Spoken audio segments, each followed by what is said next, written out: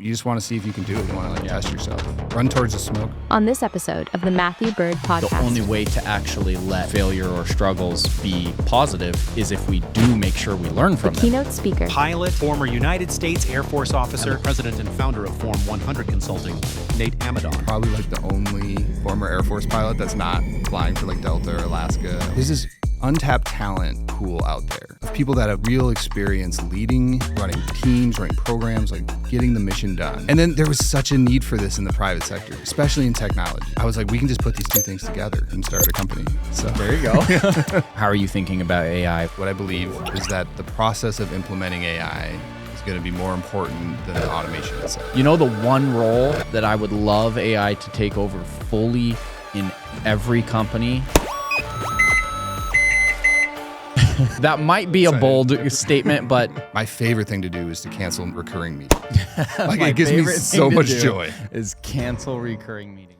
Hey guys, before we listen to the full episode, we wanted to ask, if you're liking this content, would you please subscribe to the channel and like the video? It really helps me and our team grow this podcast and bring in more awesome guests to the channel.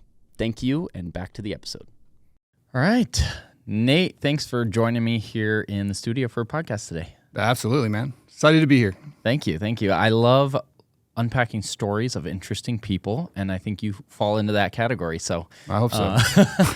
I look forward to the conversation. Let's start with those who are not familiar with you. Share a little bit about today. What do you do? So currently I'm the CEO of Form 100 Consulting. So we're a specialized staffing and execution partner. So what that really means, we hire former military leaders. So our whole company's all veterans. Okay. And then we partner with clients, usually enterprise clients, and we embed with them as vendors, contractors, and drive execution, really. I mean, we talk a lot about alignment, communication, processes, all that stuff, but really we just put leaders on teams. Teams get better, programs get better.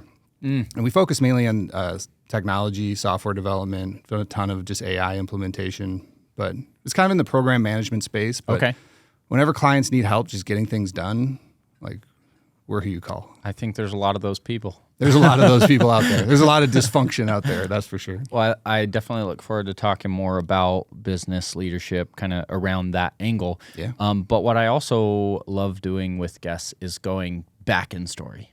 Okay. I love unpacking kind of career path, and because I think there's interesting things that happen along our journey that are, sometimes I don't even know if we know that they were pivotal moments. Or I just think it's fun to hear through different stories. And I think as community and listeners, there's always something we can learn from other people's stories and turning points and things. So take us back a little bit to your earlier days. I don't know, maybe back into school, like, what did you think you were going to get into? Yeah. And what did some of your paths look like? Yeah, I mean, so I grew up in Minnesota, all right? I had no idea really what I wanted to do. I mean, and that's honest. I had no clue. My dad was a teacher. My mom was stay-at-home mom. We had 4 siblings, right? So grew up middle class-ish. And I was on the swim team, and that was like my thing. I just wanted to be a swimmer. So, and I wanted to go to a good school, and I realized I didn't have any money for a good school, and those schools didn't give scholarships. And so I kind of just fell into the Air Force, actually. So that's how it started. I was like, I want to swim, Division I swimming, and the Air Force Academy was recruiting me. So I ended up just jumping into the military. Wow. Right at 18. Did you have any relatives or anything in military, or was this like really out of the blue? Yeah, so my grandparents were in World War II, that type of military background.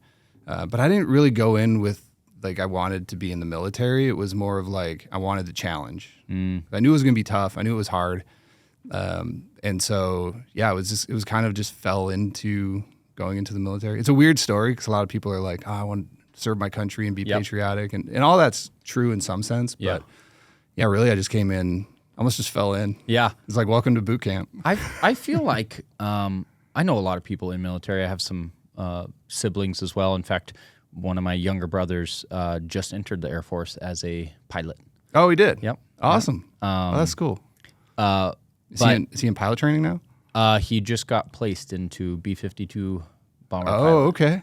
Yeah. It's crazy that plane still flies. Yeah. It's like 75 years old or something. Seriously. But I also have a lot of other friends, and other, people I've talked to that it feels like it's kind of 50-50. It's either you had this desire to become a military position for a reason and serve country and, or it was like I didn't really have a path and saw the military as this, honestly, a job opportunity that took, yes, effort and it was going to be hard work, but also like as long as you were fit and interested in whatever, you could find a path in it.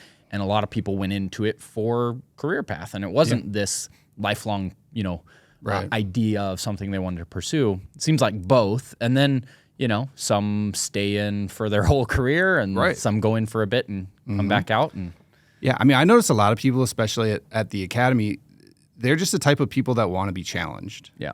Like you just want to see if you can do it. Yeah. And so you just go towards the challenge. Yep. I mean, that's kind of how I felt like I got in. I ended up having a really bad car accident when I was 16. That I was deep into sports and I loved the competitive, the driven, just the challenge of sports. And I it's hard to say now because it's been so long, but I think I probably would have tried going into the military because with that drive in sports and like always wanting, I had this, you watch movies and I'm like, I don't even know, I don't want to join the military, but I want to go to boot camp. Yeah. I just want that experience and that challenge and that drive. I think a lot of people get that. What sports were you into? A little bit of everything, but football was actually my biggest, my favorite. I also played some ice hockey and a little bit of baseball. Oh, right on. But. Yeah, yeah. I mean, I think there's just a lot of that where you see this challenge, right? You see that it's academically challenging, physically challenging, just mentally. You just want to see if you can do it. You want to test yourself. So, yeah. I've always kind of been like that. Just run towards the smoke, I guess. And so you joined then what, straight out of yeah. So school? At the Air Force Academy, you start. It's actually tough because you start right at I think it's late June is when you start. So you graduate from your senior year of high school. All your buddies are going to college or doing whatever. They've got that whole summer off. It's like, hang out with your friends, party summer. And then I just left, right? And then I've been in the military since, basically, right? Since 18. But yeah, you go in, and then you jump right into 6 weeks of boot camp. And then your whole freshman year feels like a boot camp because you're a freshman in a military academy. Yep. And then doing crazy amount of academics and trying to swim full time. Like swimming's a pretty brutal sport, physically. And so, yeah, you're just exhausted. I just remember being like, that 4 years was just tired. Yeah. Like you're just tired the whole time. And then, and so in there, I really liked the business classes there. And so I really wanted to get into business. My initial thought was like, all right, I'll get this degree. I'll do 5 years in either acquisitions or contracting, get an MBA while I'm in, and then get out and get into the business world. But I never really had an idea to start my own company or anything like that. But then everyone they push you really hard to go fly, right? I mean, in the Air Force, most of the senior leaders are pilots. Yep. And so, yeah, there's kind of a big draw to it. And then we'll do these marches at the academy. We do it's called noon meal formation. And you're always on parade type of thing. And actually, the Air Force Academy is the top tourist attraction in Colorado. Really? Right? Yeah. So we're there for the show. That's right? cool. Yeah. That's funny. But they always do these flyovers. Yeah. And you just see these awesome planes flying over. And it just kind of gets ingrained. You're like, same thing of why go in? It's like, I bet that's hard, and I bet I could do it. Yeah. So I ended up just going into pilot training out of graduation. How was boot camp? Boot camp was a shock. Was it? Yeah, I was just not prepared for getting told what to do, that type of stuff. I still have this intolerance for stupid things. and it makes it. The military's full of that. Yeah. And boot camp's like full of that. And it's like, your socks have to be a certain way or you're going to get yelled at. And I'm like, well, why? It doesn't actually matter.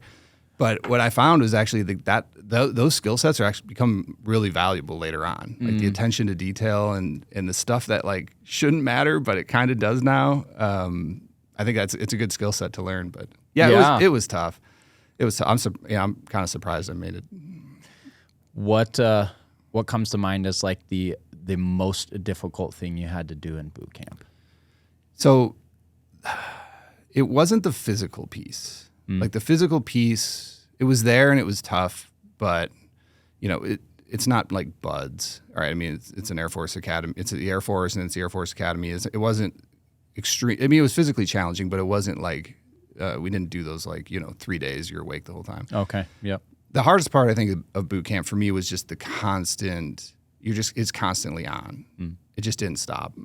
Right. I mean, you're always getting ready for the next thing. You're always trying to do things that you're just not really good at. Right. Like I'm just not good at shining shoes. Yeah. And all my academy buddies, if they're watching this, they will agree. They're like, I can't believe you actually made it through. Yeah. Right? So, but yeah, I mean, so that was the hardest part. It was just dealing with a lot of that annoying type stuff and just nonstop. Right. You've lost autonomy. Right. Yeah. That part was kind of tough. Yeah. What was kind of in you or behind you that did make you go all the way through? I mean, and you're still in. You have, you right. Around, Yeah, I can't hanging on. I can't let go. What drove you to, through those difficulties from boot camp to pursuing pilot, Yeah. What kind of was behind driving you? Yeah, I mean, for me, it's probably a combination of one, I wanted to do it. All right. I just didn't want to fail. And, part of being a swimmer growing up, that's one of those sports where you just embrace the grind, right? I mean, you'll swim 4 hours a day, every day for a whole season to drop 0.3 of a second, So you already have that grit, I guess. And then all the people in your group, the people you go through basic training with, people you go through the academy with, you really build a support network. And then that's what they try to do, right? They try to build you as a team. And so I think those two factors were the reason I made it through. Probably a little luck, too. Just got lucky. Yeah. A little bit of everything. Yeah. And so you've been in for quite a while. How's your experience been, in the military? So I did 12 years on active duty. Okay. I ended up flying the C-17, it's a huge cargo plane. And then another 10 or 11 years in the Air Force Reserves. I'm actually getting ready to retire, so I'm retiring in July. Oh, awesome. Yeah. Congratulations. Finally And thanks for your service. hang it up. Well, you're welcome. I think the military is great. Like, there's some pieces where it's like, hey, you can't choose where you live, right? I mean, I'm sure your brother's like, where am I getting stationed? Yep. You can't say no. It's moved twice already. Right. Yeah, you can't say no. Yeah. And so, but you just meet people that you never would have met. Like you have exposure to, I mean, I grew up in Minnesota. I hadn't really done a ton of traveling. And then when you show up to the academy or your squadron, it's like everyone from every state and every different culture and every different background. And so you get to meet all these just great people, the network that you build. And then you get to do some really cool things, I mean, I think there's places I've gone that I would have definitely never gone to. Now, some of those I never would have wanted to go to, right? But you get to do some really cool things. Yeah. You've done quite a bit of traveling then. Yeah. I mean, the C-17 is a cargo plane, right? We take things, anything, anywhere, anytime. Yep. And they mean it. So we go. Man, we go. We go to a lot of different places. So that, What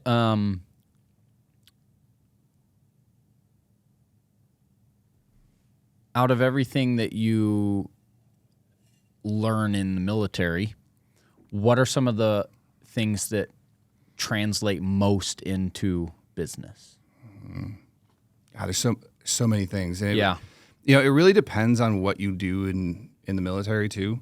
But I'll say just at the core foundation, at the base, like there's these foundational skills that you get in the military that you can get outside of the military. You can do it in sports, you can do it in other ways, just how you were grown, how you were like raised, but you definitely get them in the military.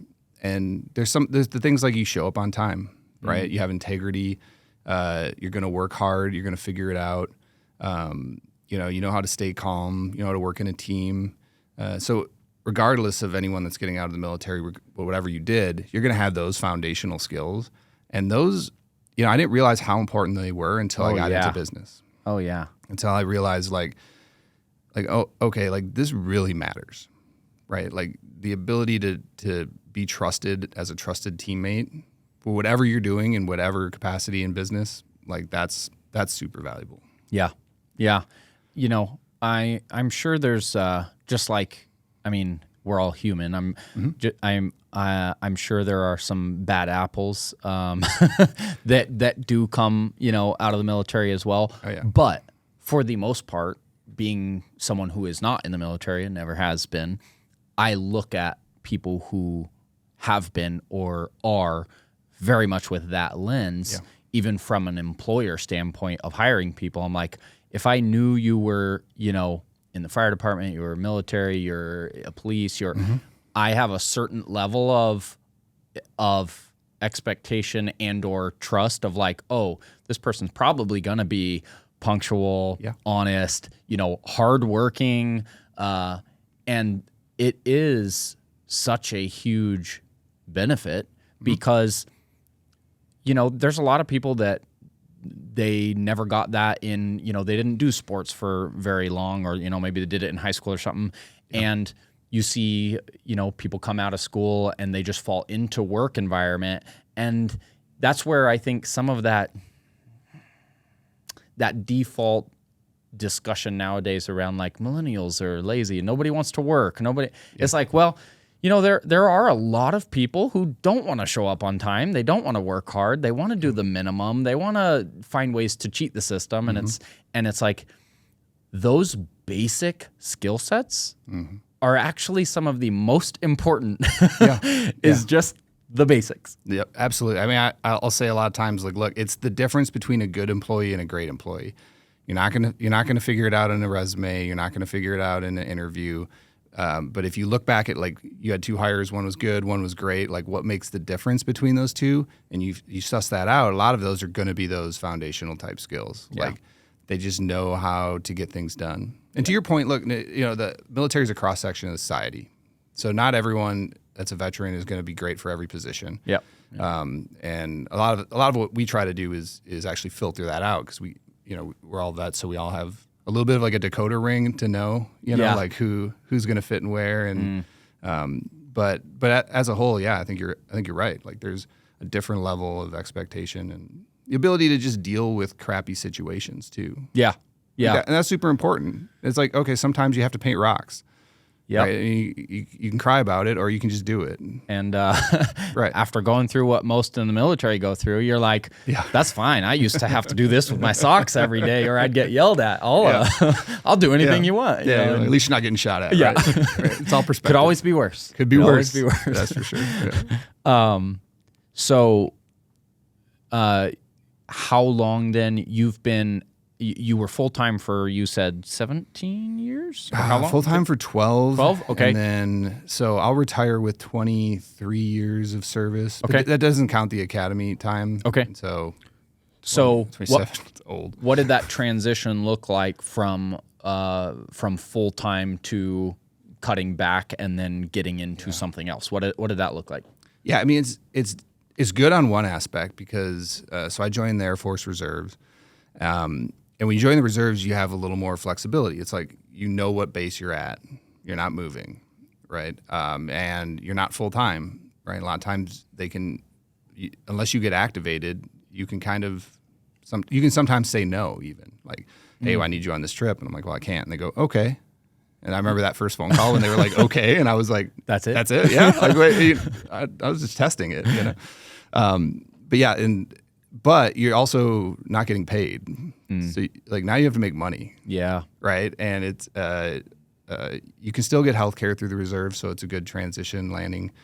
But yeah, no one's telling you what to do. And in some ways that's great. You can do whatever you want. But in a lot of ways that can, it can be scary. It can cause a crisis because you're like, I don't know what am I going to do with my life now? Who's going to tell me what to do? Yeah. And so and it's not that you need to be told what to do. It's that it was just always there. Yes. Right. Yeah. It was always like, well, at least I know I'm going to get paid. So that transition, yeah, I mean, for me, it was tough because I just didn't want to be an airline pilot. I'm probably like the only former Air Force pilot that's not flying for like Delta or Alaska. I sometimes make the claymation Rudolph comment. Have you ever seen that claymation Rudolph? Yeah. Okay, and there's like the elf that doesn't want to be Yep. an elf. He wants to be a dentist. Like Yep. that's how everyone reacted to me. They were like, "Wait, what? You don't want to be a pilot?" And it wasn't for me. I have twin 11-year-old boys, and they're just being born. I was like, I've been gone so much. I just want to be home. Even if I'm gone for, the airline pilot life wasn't for me. So I just went, I'll just go find a job. I thought it'd be easy. I had a degree from the academy, I had an MBA. Kind of what I said before had kind of played out. And, it was really hard. Like it took me about 6 months of just networking and grinding to finally land in a position. In a position I took basically a 50% pay cut right out the gate. What was it that you first got into doing? So I ended up networking with some buddies that were consultants, and then I realized that this was a thing, right? And ended up getting with a company to be a program manager at Microsoft. Okay. Actually, I thought that Microsoft was going to be like full of like Bill Gates and Goodwill Hunting types, And there's a ton of smart people at Microsoft. But I remember showing up and being like, oh, this is just a group of people that are just trying to solve problems in a pretty dynamic environment. I was like, oh, okay, all the skills that I learned in the military as an officer and a pilot, like they're all really applicable. Like there really wasn't any reason I shouldn't have been hired. Yep. Except I just didn't have any of that experience in my resume. Yeah. So I did really well and excelled. Fell into software development, fell into this agile space. And then I tried to get my buddies hired. I was like, there's other people getting out. Like they have the same skill set as me. I'm doing really great. And my firm wasn't super interested in hiring them because they didn't have enough experience. Yep. I got annoyed and started a company. So there you go. Now, that's usually my how origin it story. happens. Yeah, right. Yeah. So you had a really great job. You were starting to excel, and then you decided to start your own business. Yeah, I saw there's this untapped talent pool out there of people that have like real experience leading, running teams, running programs, like getting the mission done. Literally Getting the mission done. And then there was such a need for this in the private sector, especially in technology, because it's such a dynamic space. It's hard to see what's going on. Like communication lines are so important when you're building software.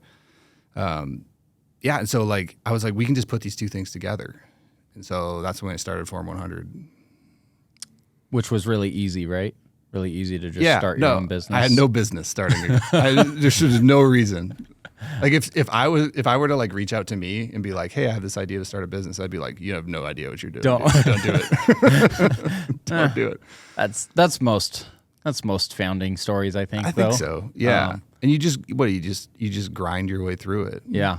You just grind. Yeah. So share a bit more of the starting story. So you saw the gap, you decided you're going to start this business. Yeah. And what did that end up looking like?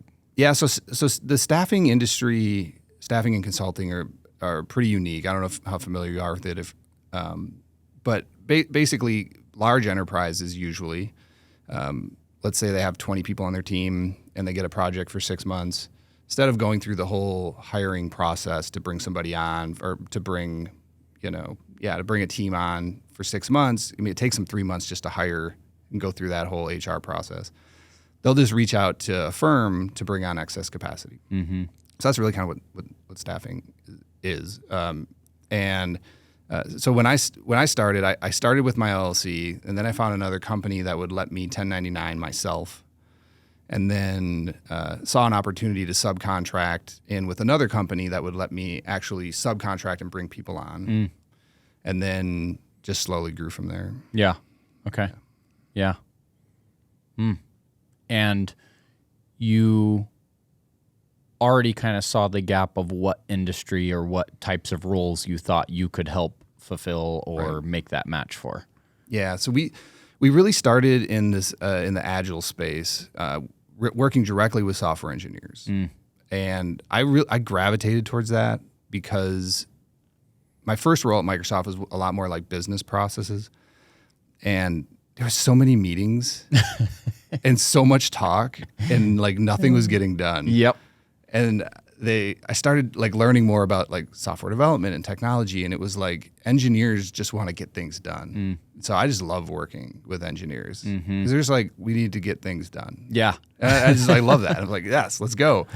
And so there's a position called the Scrum Master, and it's really like a team coach. And I remember going like, hey, if you want to be a good Scrum Master, and I was a Scrum Master at the time, like what are the skills you would need? And then I just put that next to like a junior or military officer, and it's like line for line. It's like a perfect match. So we started out in that space, and then as we got more experience, we started up leveling into like more program management roles, and then product ownership, which is a really great fit for our skill set. And then just kept now we do consulting where we'll actually go in and help organizations that are struggling. Just because we've seen it so much, and we have our own approach to how we do it, and then that's parlayed into AI. But really started in the technology space. Now the downside from a business perspective is that's the space that probably has like the least exposure to anything military. So it's been what I didn't realize is when you start a company, you're in sales and marketing. Oh yeah. Yeah. No one gave me that memo. Without sales, there is no business. Right. Yeah, and just to re-clarify, you only place veterans, or Yeah, so we only hire former, basically military officers and senior NCOs. Okay. So we want people that have led teams and programs in the military. Yep. And we do that because when you drop somebody into a new client, usually they need help, and usually it's because it's just chaotic. Yeah. Like we're throwing them in to a tough situation without. I mean, we give them guidance and support, but at the end of the day, just figure it out. Yeah. Like do the officer thing. Yeah. Figure it out. Do what you're used to. Yeah. Like figure it out. They're like, well, what's the program trying to accomplish? And it's like, well, got to figure that out too, right? Yeah. They don't actually know. Help them figure that out, right? But it's amazing the ROI when you put leaders in on a program. Like when you put someone in that starts to clearly identify and get, like we talk so much about alignment, making sure it's like, what is it you're actually doing? And it sounds like a crazy question. I wish it was a crazy question, but it's not. And so if you don't know what you're actually, like, why does your team exist? Why does this program exist? Why is the company paying you to work here? And getting real clear on what the objectives are, and then driving that alignment so the leadership and the people doing the work are all on the same page. And that when you clear that out, like you can clear out 80% of all the problems. Yeah. Like just by doing that. Yeah. And so it's super fun to do. I mean, I love working with clients. I still do delivery myself. It's fun. That is awesome. How do you look at the balance between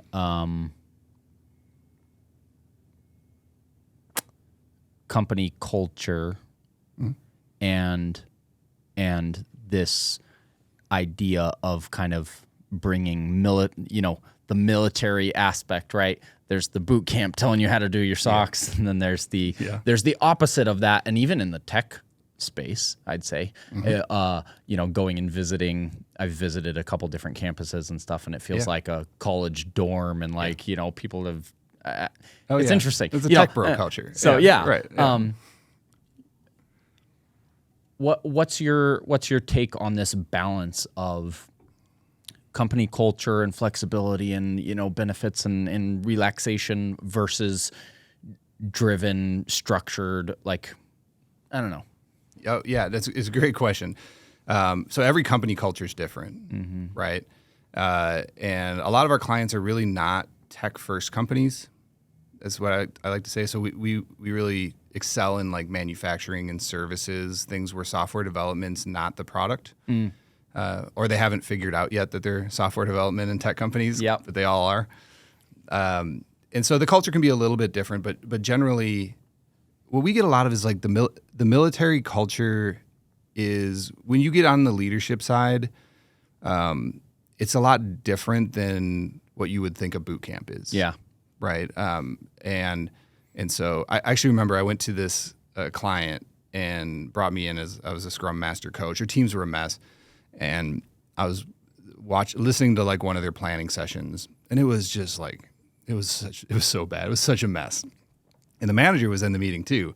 And he pulled me aside after and he was like, "Hey, I thought you were going to go do that like boot camp thing, right? Like you just let this thing slide." And I was like, "Well, yeah, like nobody knows who I am. They don't have any trust for me at all. Like I haven't built any sort of street cred." And so as you lead teams in the military, you realize like you don't really order people to do stuff that much. Like you're building, like obviously respect the rank, there's that, and the command chain of command's important. But you really have to lead and lead just by building authority, right? And building influence without authority even is almost more important. And that's the skill set we are really good at in the military. So so when we go into cultures that are kind of like, hey, we're just playing ping pong and video games and whatever, we're agile, we don't have dates, we start by building trust.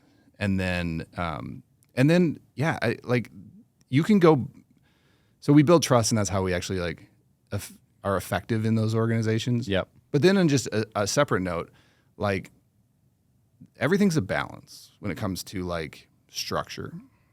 Like if you have too much process, like you'll crush the engineering innovation, and then things will stop getting done. 'Cause you're spending so much time on reports and status, like you're asking the engineers when things are going to be done every 5 seconds, and they don't have time to get anything done. So it's just this downward loop. But then on the other side, if you have no structure, you're still in chaos, right? Because then no one's really communicating. People are not aligned, not working together towards the same goal. So it's really finding the right amount of balance, like the right balance of process. And like we're really good at that. We're really good at saying like, okay, this process is stupid, let's get rid of it. This one we don't have, we should add it in. All of it towards the end goal of actually getting things done. So yeah, I mean, ultimately it's great if your company can have a culture where it doesn't matter if things get done, but Most companies need it. things to get Yeah. done. Yeah. Is there anything that comes to mind? You've worked with probably multiple different companies and kind of similar, analyzing of what's going well, what's not, things that need to be addressed. Are there any similarities that come to mind where, you've seen kind of this same, missing piece or process where you're like, man, it seems like these businesses really are missing this? Like, Yeah, like I said, every company's different. Yep. And that's why I really enjoy this work, because like I can sit on an airplane and play Sudoku for like 3 hours. yeah. My wife thinks I'm insane, right? But I can do it. And so I love solving these types of problems. But yeah, they're all different, but at the core, they're all the same. And so, in my Air Force career, I've done a bunch of like joint military operations. And I think that the parallel between how the military does like these really big joint exercises, or like what's happening right now in the Middle East, right? There's a lot of coordination that needs to happen and a lot of communication. And so at the core, like the foundational principles are the same, right? You need to know like who's doing what. Like that, it sounds super simple, but it's not, especially these big organizations, because there's just scattering of people doing things. Engineers are on 5 different projects. And so one, just like some structure of who's doing what. Yeah. Like that's a pretty common thing across the board. And then just being really clear and aligned on like what it is we're doing, what's the goal, but then how are we communicating? Like your brother would probably attest to this, right? Especially in the B-52, but the communication is so critical, right? And we have communication cards. We always know what airspace we're flying in, who we're talking to, who's in charge of what. And so we spend so much time making sure there's tight communication flow, because if we mess that up, right, it's pretty catastrophic.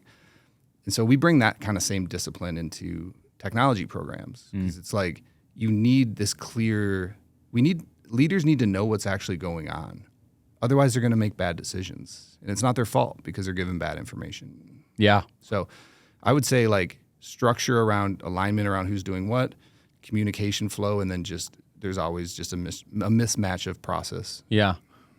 And this may be super, I don't know, obvious or basic explanation or answers, but let's say it's addressing those things. Yep. What are some of the actual like tactical things that you suggest implementing, or methods of communication, or, you know, were they not using certain, you know, processes or platforms or meeting frequencies, or, you know, some of those things you just explained? What are some of those things that actually get put in place to help with some of those? Yeah. And so, and I know that's also probably totally different per company, and, you know. Yeah, well, but at the core, those are like the foundations just kind of across any technology program. Yep. So if you're running a program and you feel like things are chaos, right, those are the areas you should look at tactically. You know, one thing we always do is have, we call it program execution chart. So every company's got an org chart, right? And, you know, these big companies are going to have programs with 500 people on it or 300 people on it. And so they'll be like, oh, this person reports here and reports here. But I want an actual like execution, like who's doing what. I don't care who reports to who, but who's on what team, who's responsible for what. And just having a visual of creating that almost universally doesn't exist. And it's one of the first things I'll do when I go into an organization.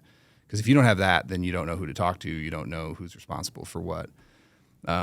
And then, especially in the software development realm, almost all organizations are going to have some sort of task management system. So like Jira, if you're familiar with Jira, Azure DevOps is another big one. And then there's like 20 other ones that people love, Rally and Monday and AHA and whatever.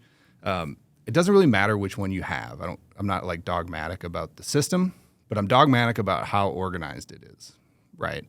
And so it's back to like the communication flow. Like if you're a team and your backlog is a hot mess of what it is you're working on, then you're not going to be able to communicate to the other team that's dependent on you. Then you're not going to be able to communicate to the people that are running the PMO or the project. And so that communication breaks down. So if you're out there and you're running a technology program and your task management system is a mess, you open it up and it gives you anxiety. Yeah. That's usually how you can tell. I'll ask, I'll be like, how organized is Jira? And they just like, their face just like, oh, you can tell it's like pain talking about Jira.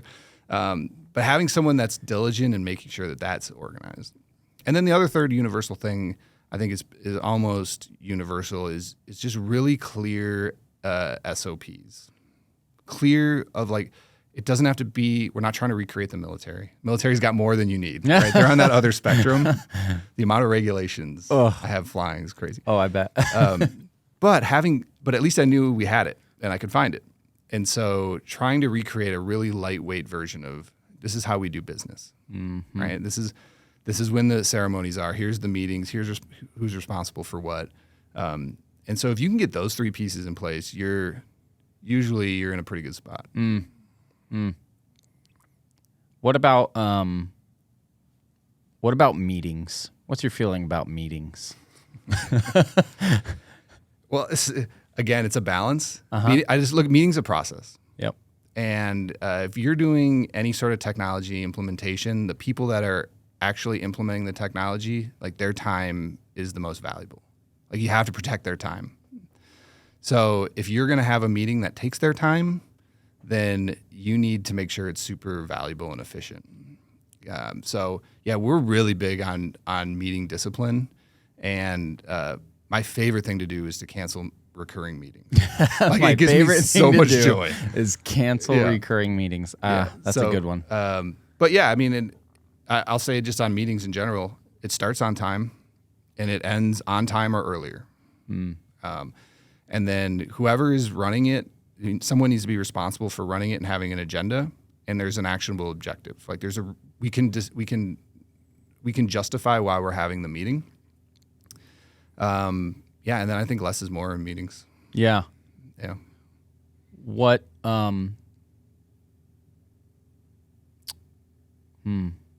do you not believe in recurring meetings at all? No, I definitely believe in recurring meetings. Or just when you can cancel them? When I can cancel them. There's a few things I love. One is deleting things out of Jira. I don't know why, but this like brings me so much joy. Because technology teams can be hoarders. They'll be like, oh yeah, no, someday we'll do this thing. I'm like, you're never going to do it. It's just making a mess, so delete it. And then you'll have recurring meetings that should just be a status report or an email. Yeah. And when you can find those and delete them, I also like to calculate the cost of a meeting, right? And so if you have 20 engineers and an hour-long status update, and each one of those are $100 to $150 an hour, you can do some rough math. And You sure you want to have that meeting every right? week? Yeah, we should have dollar signs on it. Is it worth this much money? And sometimes they are. Yeah. But no, I'm not anti-recurring meetings. I mean, the Agile, kind of just the general Scrum Agile framework is set on recurring meetings. And so there's some that I think are really important that you should always have. Yeah. But the ones that don't really fall into the value add equation, you can just cut those things. Yeah. I actually want to hear more about meetings. This is great. Yeah, I'll talk about meetings for sure. Because throughout my journey too, I've been a part of meetings where I'm like, why are we even having this? And then I've been, in different scenarios where it's like we don't have any meetings. I still juggle this. I'm like, okay, shouldn't we do like a weekly, just full all hands kind of check in on everything? But at the same time, you could probably get a lot of that status update in an email. Yeah. So what's your thought on a meeting structure for something like accountability and a general check-in? Should that be a report or an email? Or, what really does qualify it enough to be worth the meeting? Yeah. Well, so I'm a big fan of making sure people are communicating and aligned. And so in the Agile framework, there's a daily stand-up. I like that recurring meeting. Every day, every morning for 15 minutes. And it's super fast-paced. It's very much just like military-driven almost, where you're just like, what'd you do? Do you need any help? What are you doing now? Great, next. That's daily? That's daily. So every day in a sprint, what it would be called in the Agile world, they'll do daily stand-ups. And so I like that meeting, right? Because it's a forced collaboration and communication meeting. And so I'm not opposed to status meetings that are just check-ins, weekly recurring meetings with your team. Sure, you could do it in an email, but you could also, but it also depends on like how much, are all your people remote? Right? I mean, there's so much context that goes into when a meeting's required or not. Yeah. Because if they're not talking, and that's your one meeting to get everybody together to just even have some free space to be, to throw around ideas, then it can be worth it. Yeah. But like if it's like, okay, I've got this status meeting, and then the next day there's this status meeting with a different group, and then there's this status meeting with a different group, then it can become overkill. Yeah. So whenever we go into a new client, I always take this approach of, I mean, have you ever heard this where it's like, if you buy a piece of property and there's a fence on the property, like it seems like a stupid fence. Don't just tear it down, because there's a reason somebody put the fence up, right? Yeah. You could realize like, oh, that's going to stop this like herd of cow from destroying my property. And so I'm always just like a little bit hesitant at first, and I'm always trying to justify why we have meetings. Yep. And when I find that they're not justified, like I said, this is my favorite thing to do. Yep. So and then you can always bring it back. Yeah. But I would default towards giving people more time to do value add work. Yeah. Okay. We're still on the meetings topic. Let's keep going. But different. Yeah.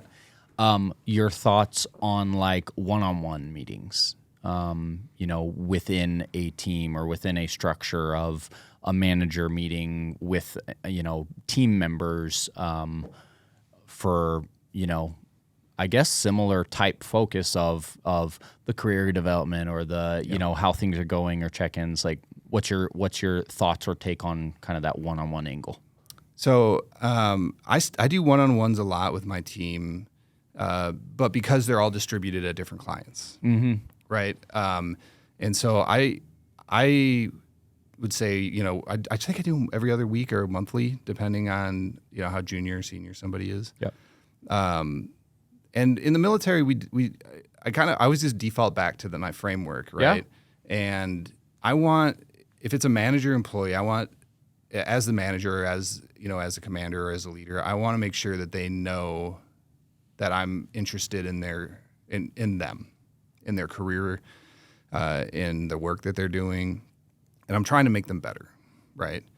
And so if you don't have any one-on-ones, if you're just like, I don't do one-on-ones, I just talk to people, but you don't have that dedicated time to actually pass that along, then I think they're really valuable. Mm-hmm. Now, they can be overkill too, right? And so it's all a balance. Everything's a balance when it comes to meetings. But I think if you're going to have a meeting or have one-on-ones dedicated towards improving other people, to growing other people, I think those are probably worth it. From like the companies you work with or structures you see maybe they do, what would you say a frequency, for your perspective, from your angle, I could see them you needing to do more where you have this organization where people are dispersed at different clients and they're kind of embedded there, and but if you're a company where you're all kind of in the same ecosystem, right, working as a team, what would you say as a frequency, you think? Yeah, I mean, what I've seen from the again, a lot of these managers are, I feel a lot for the corporate first line, second line managers, because they can just get overburdened with like 30 direct reports. Yeah. At some point, you're just like, well, what are you going to do? Right? Yeah. You can't, all you'll be doing is one-on-ones. Yeah, it's your whole job. Yeah. But I would say for me, if I'm in that, when I'm in that position or I'm advising that position, like at a minimum every other month, but I think monthly is a pretty good cadence if your team is small enough. And it doesn't have to be a status. Like my one-on-ones are more just check-ins. Yeah. They're more like I'm interested in what you're working on. Is there anything I can help you with? Tell me more about what's happening. And then checking in on them personally, right? How's the kids? How's the weather? Do anything fun. I want to build a relationship. Yeah. And I think that when it comes to leadership and how you structure meetings, they should be relationship building meetings, not just flow down of like, here's how your performance report's going to look. It should be more of like, you're trying to build that connection so they know you care about them. Yeah, like use their real name. You don't call them by employee 147. Yeah, right. Treat them like a number. It's such a good thread because like the corporate world can be cold. Yeah, and when you're transitioning out of a military unit that's a family type unit where it's not a job, it's a career. You hang out with the people that you work with, you go on deployments with them for long periods of time. Like you really have a bond where you care about people. And in the private sector, there's not a lot of that. Yeah. I mean, I remember early on, I was actually at Boeing, and I was just talking to a lady, and I asked her about her kids, and she started choking up because she had been there almost a year, and nobody had asked her about her family. So I mean, it can be that cold. Yeah. And so having that, building that connection and building that team type of unit is so valuable. And it's really hard to explain the ROI on that, right? Totally. You can't go into a pitch meeting and be like, I'm going to make more friends in your group and they're going to do better. But a lot of times that's what we do, because we understand like you have to build a relationship with people. You have to build a culture where people care about each other. Yeah. And that turns into crazy ROI because now they'll do the thing that they weren't going to do before. Yeah. Because not because of the job, but because they know that it would help you out. Yeah. I think that's one of the biggest differences between most corporate firms and small businesses. Yeah. Is like, Yes. Small business, you don't really have an option. You are close. You are a family unit, and in the corporate world, I mean, people are jumping in and out of companies all the time. They feel like a number. They're usually treated like a number. They, they're just chasing wherever the better opportunity is. Right. And, it all comes back to we're all human. People want to work with people. People care about each other. And when you can find a way to, still accomplish the mission and pursue the ultimate why you're doing things and the mission of the team, but also bring in that care for people and the culture piece. And, I think it's an overlooked aspect in a lot of large companies. For sure. And it's super hard to manage. Probably. Yeah, it's not something you can manage, right? It's something, I mean, you can do things like you could have more one-on-ones. You could train. There's not a ton of leadership training in the corporate world, right? The military obviously does a lot of it. And so, I mean, a lot of times people are put in leadership positions that just don't have that perspective. This is not on their radar. They don't think about it. Yeah. And, but it's so valuable. Yeah. Like it makes such a difference. And even if people are jumping in and out and you're on these short-term contracts, but just making things. So I guess I started saying this with our team, which is like, look, we go in to make our clients' lives better. And it's not just the clients that are paying us. It's everyone on the team. And when you can bring a level of leadership and just kind of some common sense and build those relationships, like people go home happier, right? And they're going to be better husbands, they're going to be better spouses, they're going to be better fathers or mothers. And that, I think, is kind of an extension of service that we're bringing to the private sector. Yeah. Because, I mean, it has a high ROI. Yeah. So you mentioned a little earlier, we'll hit on this, AI. Yeah. No more meetings? Yeah. Do another meeting? I think we're done on meetings for now. We got a good chat around meetings. Meetings are good. Good It's topic. important, especially in the corporate world. So many meetings. Oh, you're about to give me anxiety thinking about meetings I've been in where, the whole meeting was planning 3 more meetings. I'm like, we're meeting ourselves to death. Right. AI. Yeah. From what you do, how are you thinking about AI? What are you looking at? Oh, man. Well, I mean, God, it's such a big topic. It's a big deal. There's going to be a lot of changes. It's coming quick. What we focus on really, so none of us are engineers. I don't ever claim to be a software engineer. I really like working with software engineers, right? And I think it's better that we're not, because I have a lot of respect for what software engineers do. And so from a technical perspective, like, who knows how this stuff works? I mean, it's pretty wild. And I think if you really talk to the experts who are the ones building it, they'll still kind of tell you they're not 100% sure how this stuff works. Yeah. But it is a rapid exercise in change management. And I think what I've been saying a lot, and what I believe is that the process of implementing AI is going to be more important than the automation itself. And how organizations start to adopt the use of AI in their internal businesses or in their processes and how they do business is going to matter way more than which AI they choose, or maybe today Claude's the best and then tomorrow it's Copilot and then Grok, and the capabilities are coming out so fast that the organizations that have built the muscle memory on how to do it are going to be the ones that I think rapidly excel. And it's going to be stark, right? Because the capabilities are super powerful.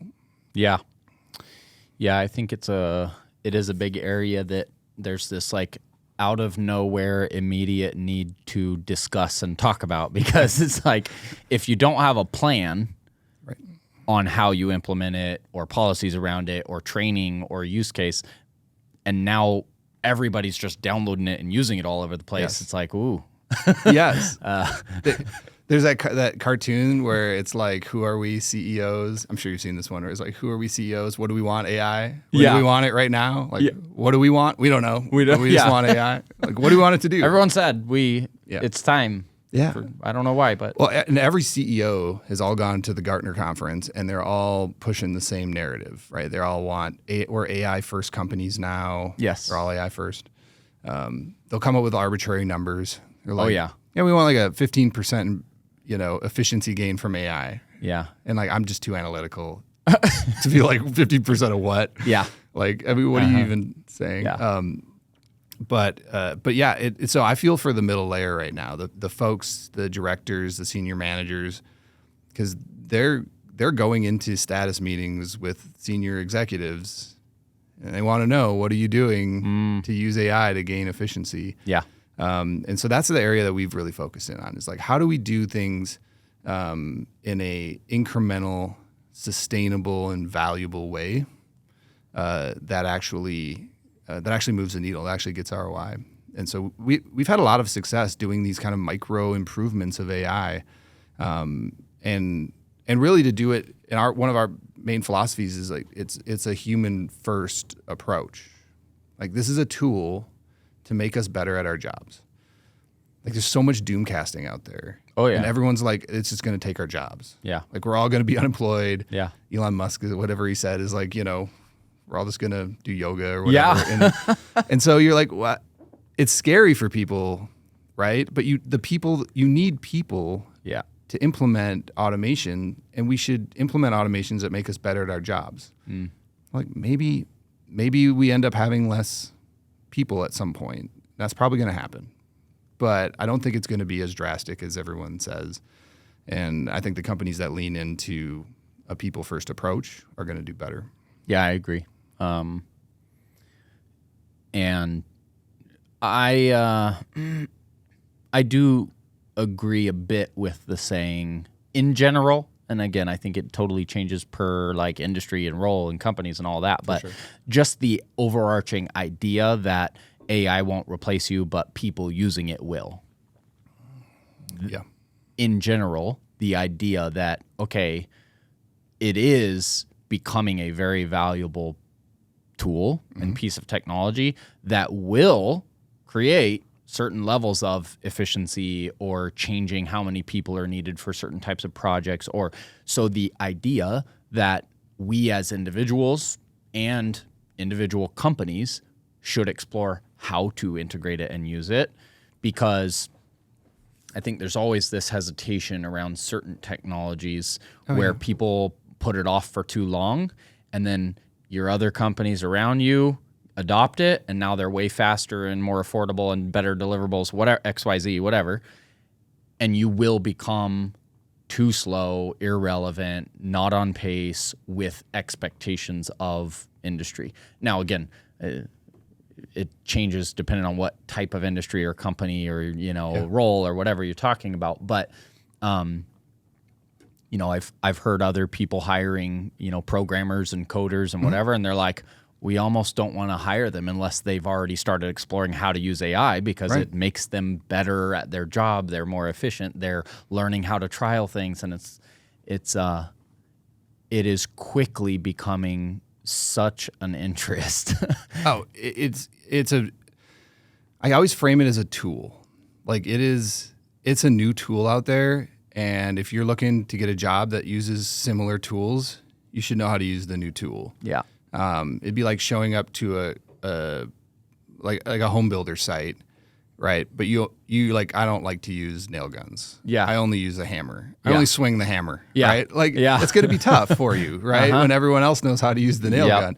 So I think it's important for people to lean into it, but I also don't think they should have it. There's so much FOMO out there too. Yeah. Right. And like, you're not behind. Yeah. I think LinkedIn isn't helping, right? Yeah. Every other post is AI post. I'm part of the problem. I'll post about AI, but I don't think everyone's as far along No. as everyone as you think. You haven't missed anything. Yep. And you can learn it really fast because you can use AI to learn it. Yeah. So Teach me how to use you. yeah, right. It's super powerful that way. And so, I would say for anyone that feels like they're behind in AI, you're not, but you should start. Yeah.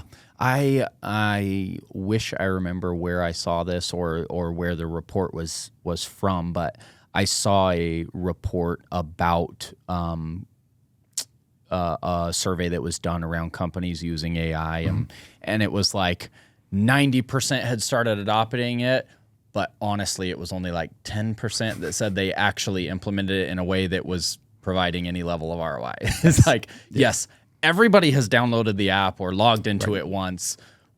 Where is it really making a impact in the business right now?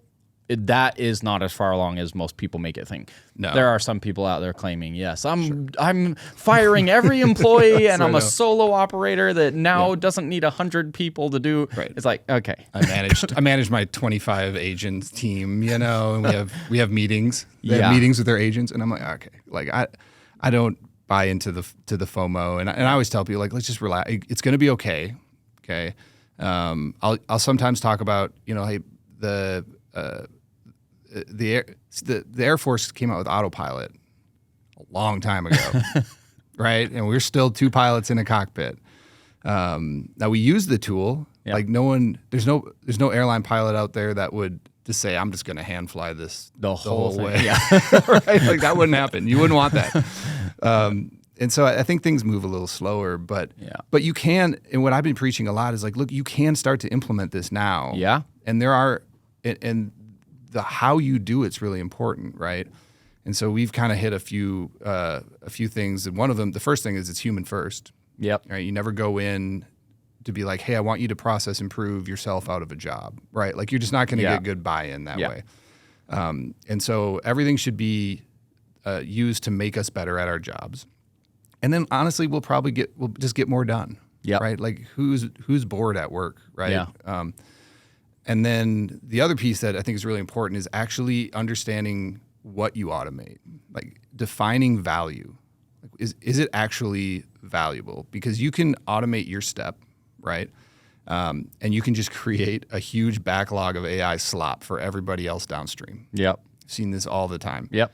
Right. And it's very similar to how manufacturing worked in the 80s when they first came out with machines, right? They'd be automating steps, but then they'd have huge whips and all that. So having like a Lean Six Sigma mindset, having a value process driven mindset is going to be really important in the next 3 to 5 years. Yeah. Like the people that can suss out the value and think systematically, man, it's going to be a huge leg up. Yeah.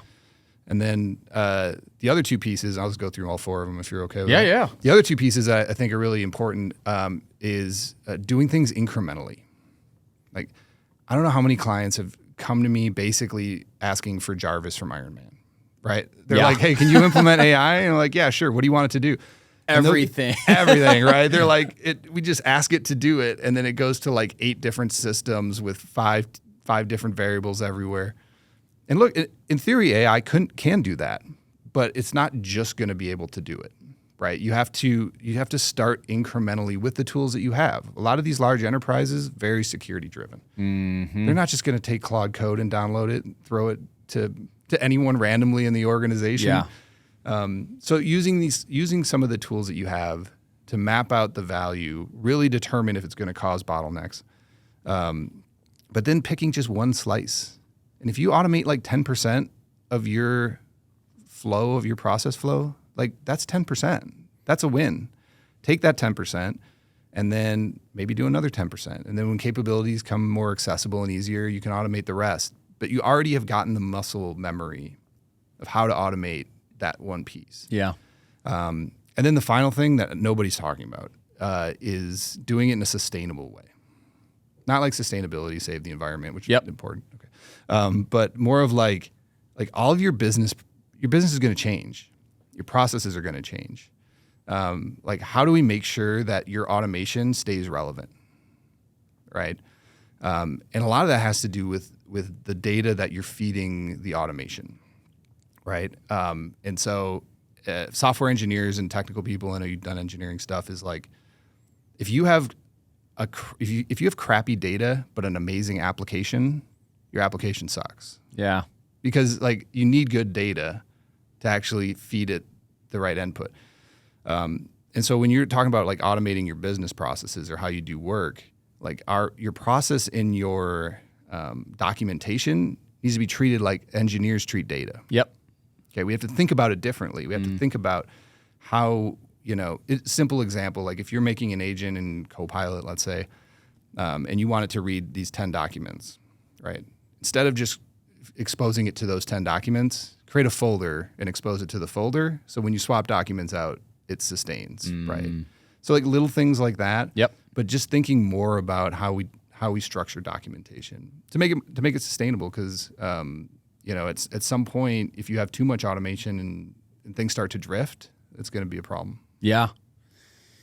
Yeah, it's an interesting kind of foundational layer of if you want AI to support and or take over different aspects, you have to make sure that you're building and managing those different aspects properly before you try to let AI take it over. It's like even back to documentation. Like, okay, if you want it to go analyze all these documents, are you actually even writing a document about that process you want it to take over? Because it needs something to learn from. Right. Are you recording meetings? Are you, it makes you rethink, how you manage, how you structure, what data you have, how you structure and organize your data to be able to, integrate it into. It's wild. People will take, I'll hear this pretty often, which is like, yeah, I tried to automate. I used this agent. I just exposed it to our company SharePoint that's been a cesspool of documentation and knowledge for 20 years. Yeah. And it didn't turn out well. I was like, oh, really? Huh. Yeah. Right. And so taking the time to actually curate the data, structuring it in a way that's AI friendly, right? Yeah. We'll be doing documentation now that's AI first that humans can also read, right? Less pretty pictures. Yep. Less charts that are confusing unless you have a bunch of context, more bullet type stuff. Yeah. And even just those tactical things, when you do it correctly, man, has a huge ROI. Even that 10% across a small team or across a larger team, that adds up. Oh, yeah. Yeah, quickly. Heck, the bigger you get, there's some companies out there, all they want to do is just 1% improvement, and it's, $1 billion. Right. No, exactly. Exactly. And so I think people are thinking too much of the Jarvis type of solutions when we should be just going small incremental gains, compounded exponentially, can have huge impacts. Yeah.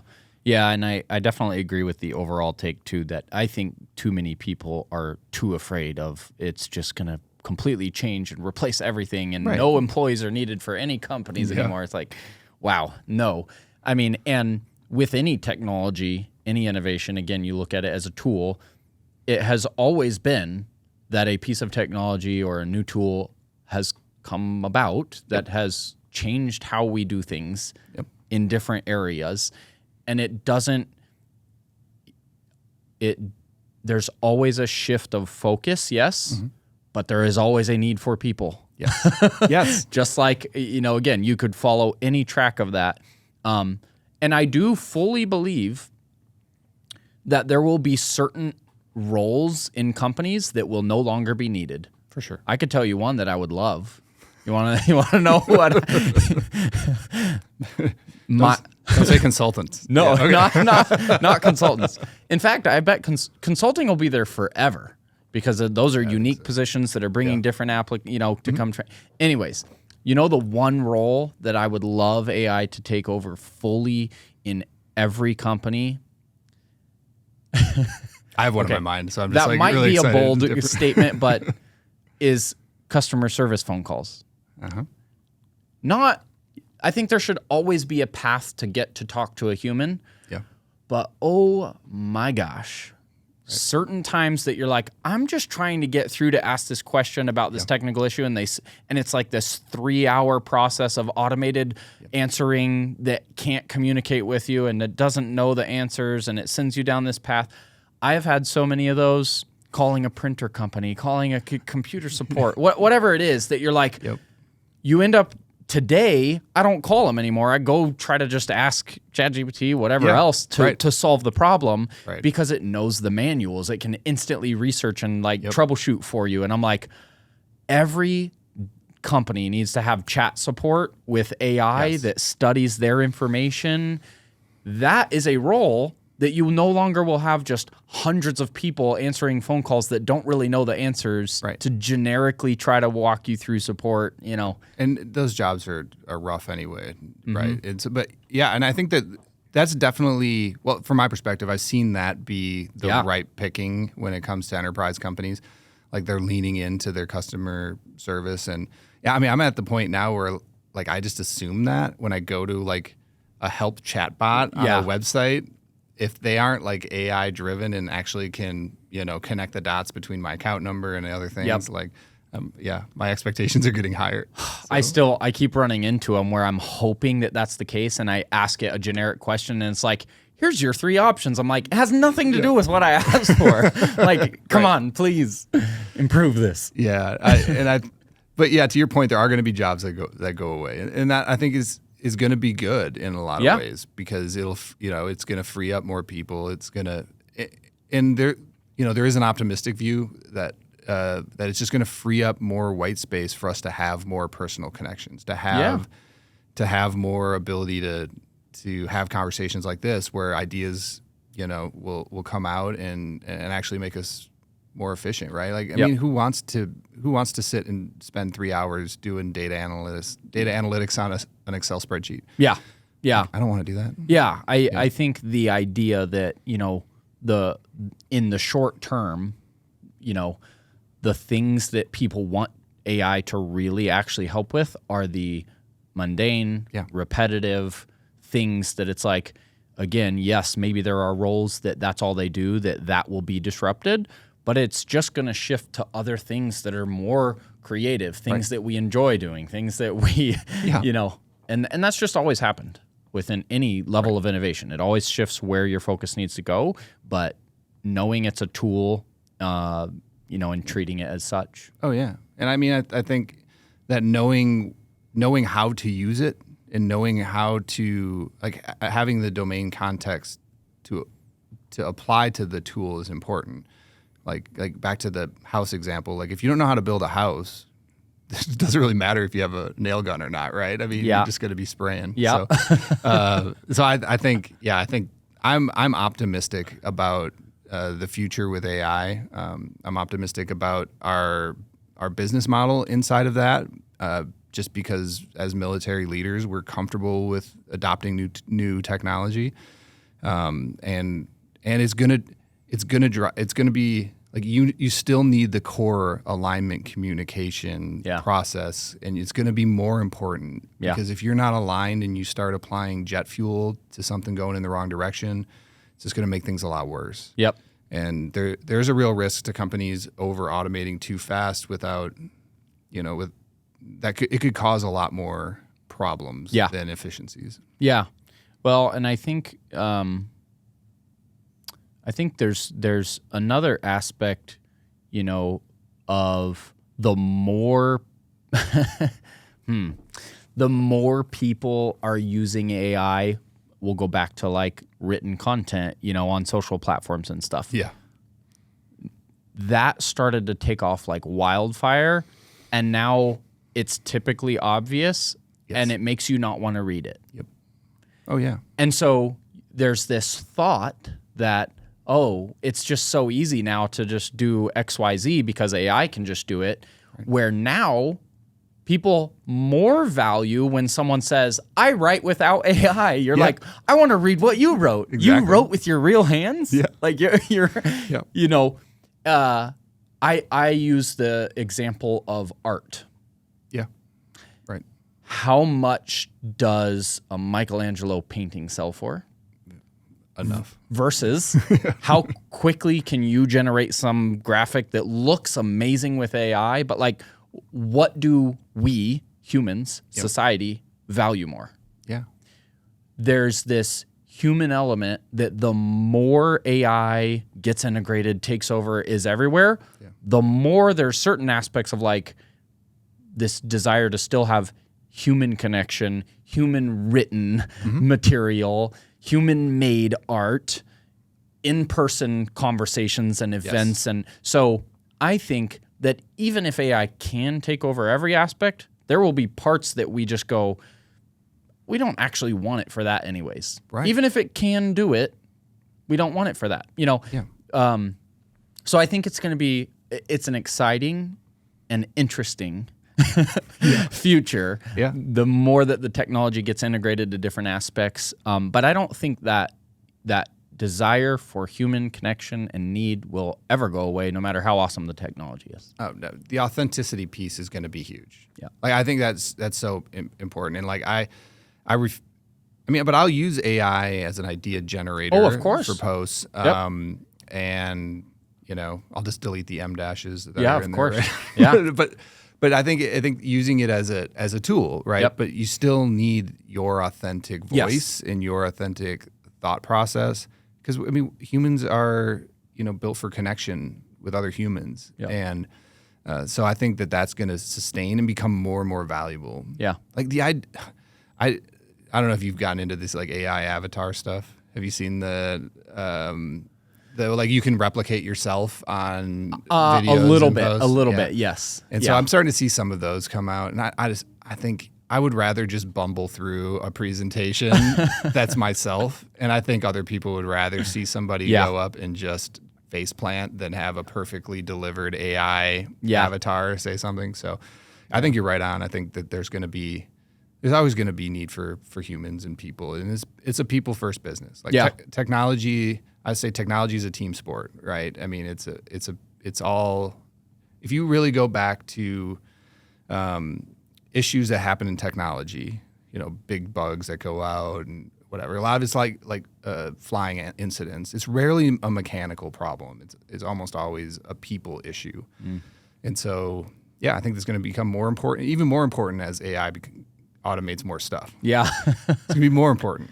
So that's my optimistic view anyway. Yeah, and even just technology in whole, like it talking about this brings up. I think even seeing this conversation and maybe certain level of movement around like smartphones, as much as we love them, there's also this whole like it spiked up, and now I see certain people spiking back down a little bit of like.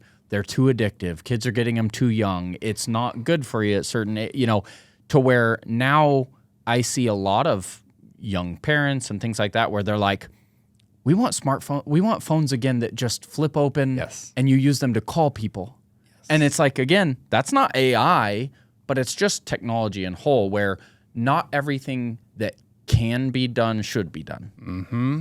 And there's this whole idea around, and I think AI, we're going to see a certain level of that, just like we do around this conversation of, maybe even if it could do something, maybe we don't actually want it to. Right. No, there's. I would be lying if I told you I haven't thought of like, what are we doing? Like, why are we building this? Can we like uninvent this in some ways? Because it is moving so fast. It's going to have huge disruption. We don't know what the downstream consequences are going to be. To the kid example, I mean, my daughter is 14. If it Mine was too. Oh, really? Yeah. Oh, okay. So that's the gray hairs. Okay. Right? Yeah. Yep. Right. Okay. Episode 2 is kicking off. It could be a whole episode. Yeah. It could be a whole episode. If it was me, I was like, no iPhone until you're 18 and no social media ever, And I mean, my wife's smarter than me. And so she was like, well, it's become part of the social thing, right? It's like how they connect. It's through these like certain apps. But you have to like, do you monitor the apps and then how much do you like just let them go? And And so, yeah, it's a real struggle, and Yeah. there's no playbook for it. And we're just trying to figure it out Yeah. as we go and hope we don't, totally ruin their lives. Yes. And it's there's so many interviews out there, right?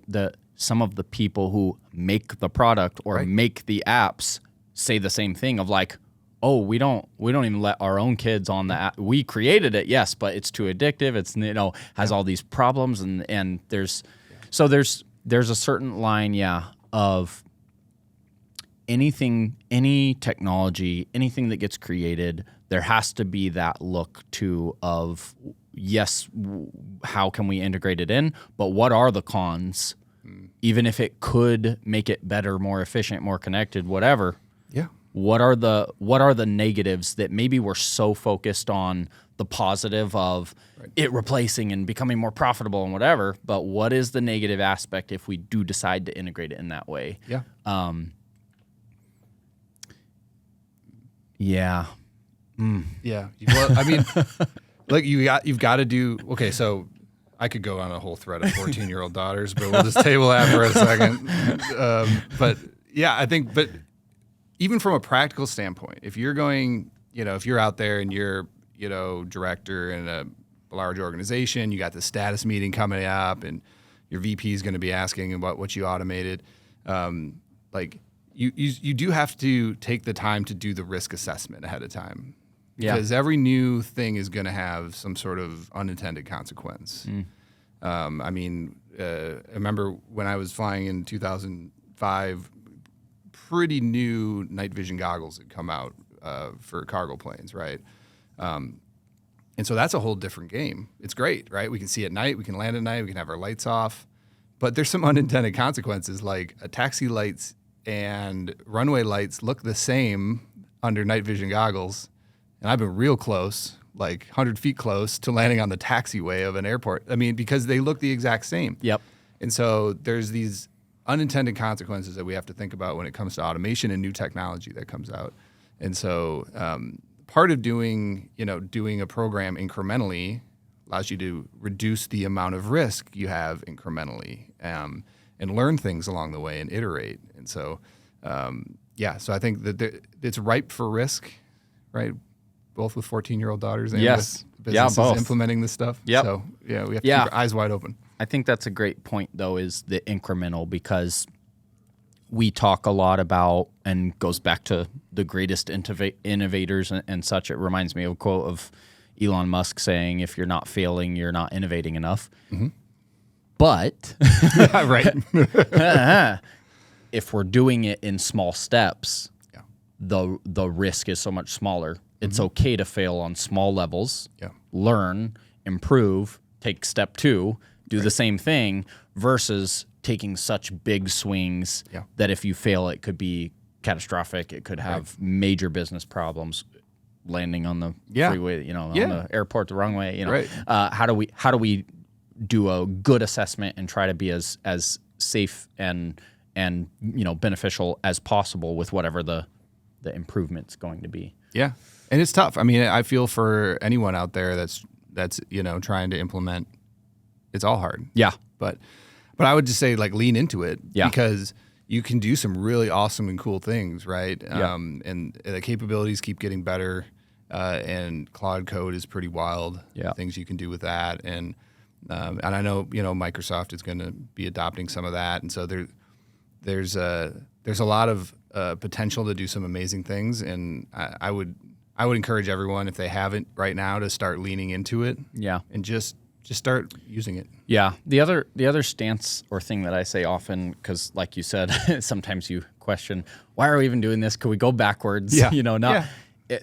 The other part I tell people is, like, that's the one thing we can't do. Right.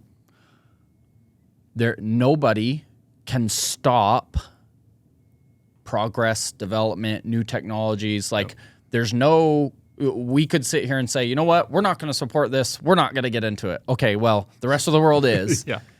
So I prefer having this mindset of, whether I like it or not, it's happening. Yes. And I'd rather be on the front end of it, of learning and be in the conversation, because I think we collectively humans, Right. we also have the ability to have a voice for how things work and the requirements and the ethics and the whatever. One of the other quotes I use very often is the best way to predict the future is to create it. Yeah. It's not happening by itself.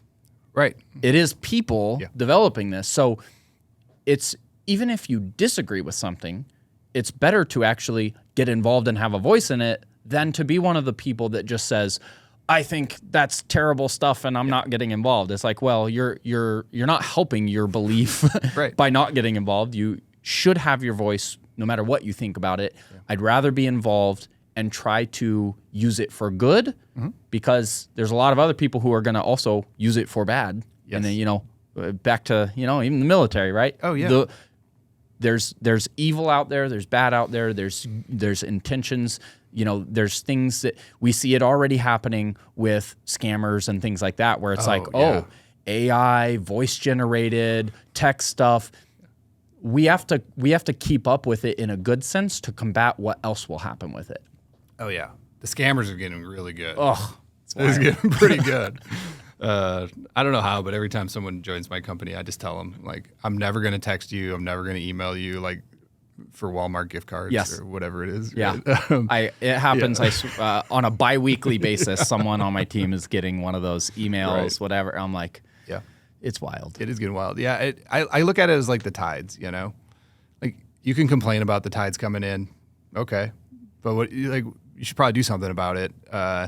And at least from a prepare perspective, because to your point, if you're in it, if you're in the conversation, if you're starting to adapt to the new technology, like new opportunities are going to come up that you maybe you haven't seen before, right?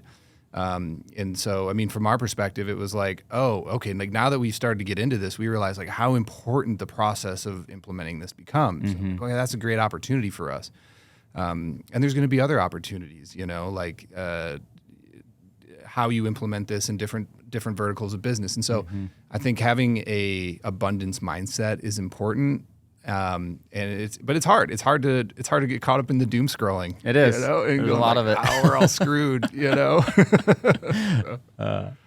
Well, as we start to wrap up, I think we've had a great conversation. Yeah, it's been.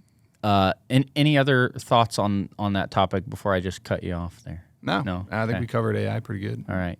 I always like asking as we kind of wrap up is kind of the summary of some of your learnings. So we covered you've had your time in the military and leadership, and you're working consulting with businesses. We've talked about technology. Part of my goal as well is sharing this information with people that are earlier in their career path in life. What are some of the things that come to mind for you that, if you just had a minute to talk to a younger person that is kind of starting their journey, a mix of life and career advice? Yeah. What are some things that come to mind for you? I mean, back to like why I got into the military, I've found that always just leaning into the hard thing. Like whenever there's an easy road, I just naturally don't want to take it. And so if you it's always been beneficial for me to lean into the hard stuff.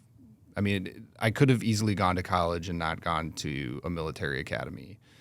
I could have done 5 years and not gone to pilot training. I could have flown for the airlines and not tried to start a business. Yep. No business starting a business.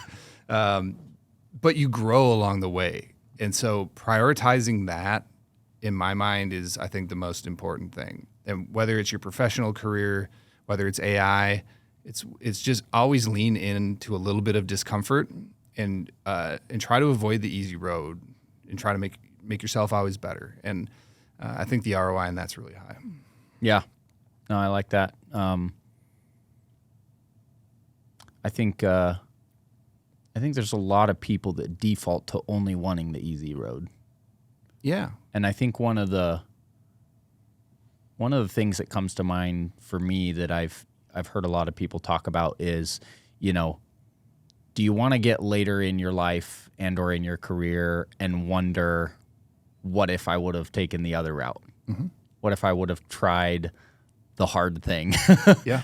And if you live with those types of thoughts of like, I'm willing to lean into uncomfortable or difficult, or, you know, you don't later ask yourself that. You're like, no, I tried. I did the best I could in these areas. And then you naturally, even if you didn't know it, you typically find that because it's more unique to be willing to pursue the difficulties, it actually does separate you. Yeah. And take you down the less traveled paths. Right. Yeah. I mean, it's back to kind of the incremental improvements, right? You just do that one extra thing that's a little bit more challenging, right? I mean, we were talking ahead before we started recording about like just the uncomfortability of sitting in front of a camera and talking into a screen. Yep. But you just do it. And it's just, it's the worst. And then, but you just get better at it and better at it. And then you're more comfortable doing it. Yep. And that skill set can pay off later on. And maybe it doesn't, but maybe it does. Yeah. And so I think just always leaning in to discomfort is a good mantra, whether it's physical, you know, or career wise. Yeah. Because I mean, maybe it doesn't work out, or maybe it was a bad choice, but you know, you get better along the way for sure. Yep. Yeah. And I think one more piece to that comes to mind. I had another, it was an answer to this question from another guest recently was, you know, take the time to actually learn from the failures. Yeah. Where I was like, oh, that kind of stands out to me because we talk often about like learn along the way or it's okay to fail. But most of the time when there's actually a challenge or a struggle or a failure, we want to just like blow past that and get back to good. Yep. And it's like, wait a minute though, the only way to actually let failure or struggles be positive is if we do make sure we learn from them. Yeah. Otherwise, it's the definition of insanity, which is doing the same thing, expecting different results. Right. If you can learn from failures and challenges and actually implement something different, then I think there's no way that you don't learn and reach better goals because you're constantly learning. And you hear the most successful people say you learn far more from failures than you do from success. It is so true. Yeah. I mean, I've definitely failed and then done the exact same thing and failed again. Of course, we all have. Idiot, right? But yes, and I think that's how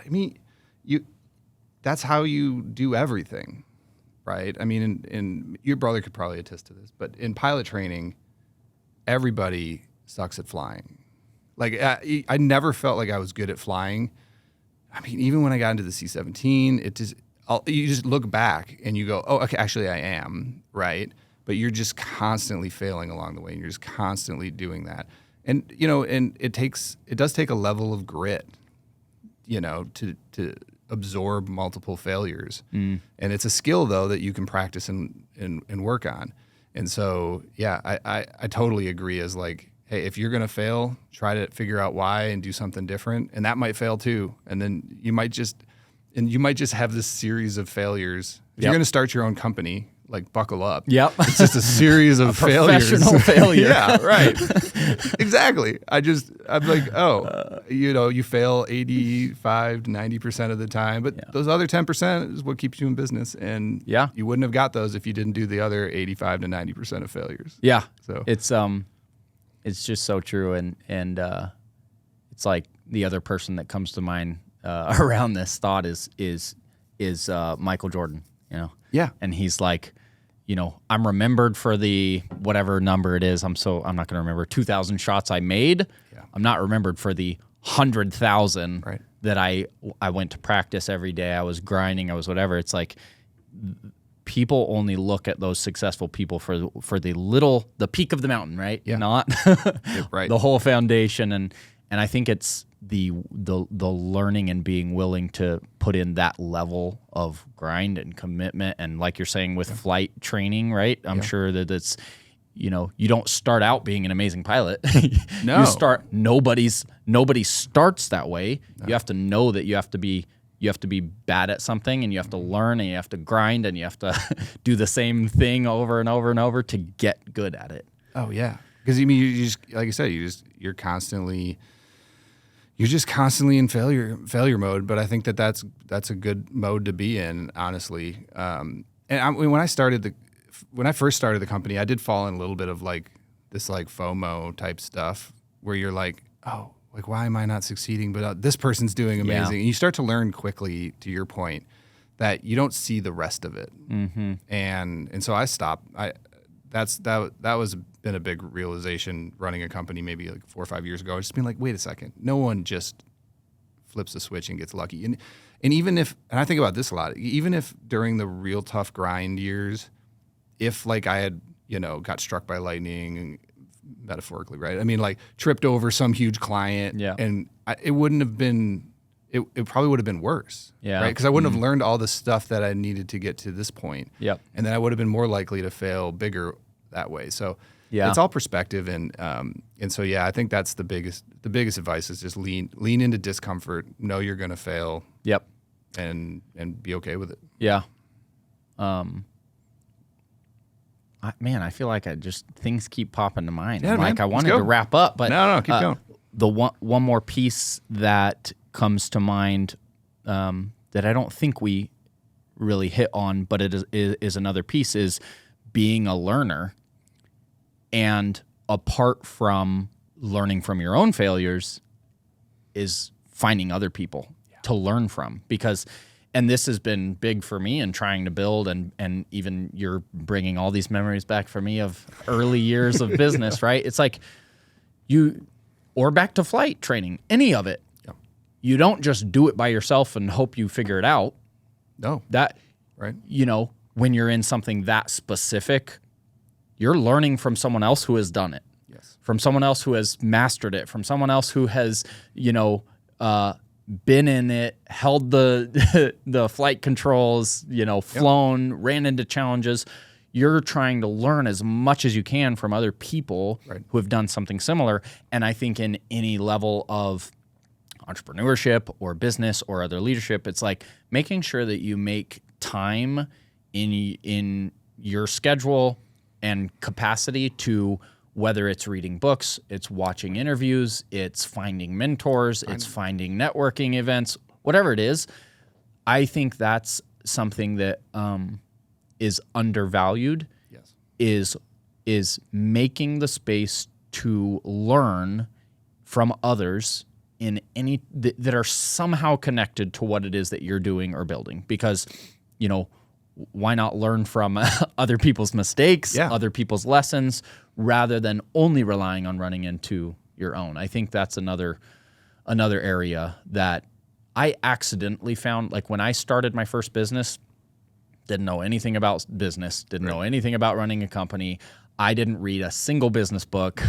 It wasn't until I was already in a couple years that I started getting into reading business books, and I'm like, why did I not start this sooner? This would have been good information to know 2 years ago. Yeah, and sometimes in those scenarios, to me, it was like, sometimes I would learn something new. Sometimes it would just be reaffirming something I was already doing. Yeah. I'm like, okay, this majorly successful business guy is saying that this is how you should be operating. I can see similarities to what I'm already doing. It reaffirms that I'm doing the right thing. Yeah. And then there's these other aspects where I learned something new to bring in and try. And then that started narrowing in over the years of like, okay, now I want to find people that are not just business people, but maybe someone who's built something very similar to what I'm trying to build, and learn right back to that, kind of back to pilots, right? You're learning from a pilot, right? Yeah. You're not learning from someone who's never flown a plane before, just taking any generic advice about how to be a good pilot. Yeah.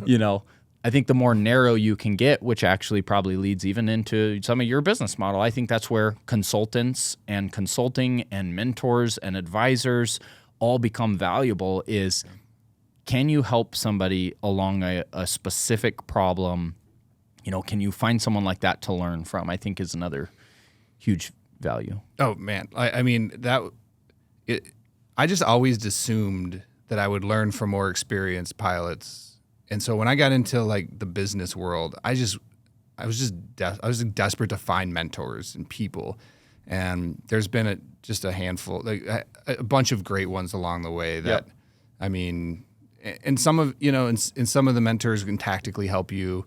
Some of them can help with your strategy. Some of them are there to just kick you in the kick you in the junk and be like, suck it up. Be like, it's really hard. Good, you're doing the right thing. Keep going. Yeah, I had one mentor guy tell me, he's like, just stay in business for 5 years. He's like, if you can stay in business for 5 years, everything will become easy. And then at 5 years, I was like, it's not any easier. It's like, yeah, but you stayed in for 5 years. So, but I think that's so important, right? To your point, whether obviously always reading but seeking out people. I think people are scared to kind of be vulnerable, scared to reach out and just say, I'm struggling. I know you've done this, and would you be willing to help? Almost all people are willing to help. Yeah. Even if they're like your competitors, they're all willing to give you advice. People love to give advice. Yeah. Right. And there's a great book, Never Eat Alone. If you ever read that book, it really talks about networking and how to give a give mindset. But in that book, he I hope this is in the book. I think it's in the book. But he was almost like you're almost giving this person a gift by letting them help you out. Yeah. And it's a weird way to think about it, because you're asking for their advice and for their guidance, but there's a lot of people that want to help. Oh yeah. You shouldn't be afraid to reach out. But you might just look stupid. Yeah. Because you're like, I just screwed this thing up, and they'll be like, what? How did you what? But yeah, I think it also goes back to being uncomfortable. That's an uncomfortable thing to do. Yeah. But I think finding mentors and finding help along the way, so important. Yeah. Okay. Yeah. We're gonna wrap up there. Okay, man. That was great. I appreciate all the story, the value that you've given, and I think it's it's a great conversation. Yeah, I think it's gonna be a good one to share. And where can people learn more about what you're doing or find you? Are you living on a platform? So I'm basically on LinkedIn. LinkedIn. Yeah. All right. You won't see me on the gram or TikToks. I know I should be, but I'm not. Yep. All right. So LinkedIn's where I live. You can find me on LinkedIn. And then, you can find my website through LinkedIn, and cool. It's form100consulting.com. Awesome. Well, we will share that out when this goes. So thank you very much for coming in today. Thank you for this. All right. We'll see you guys next time.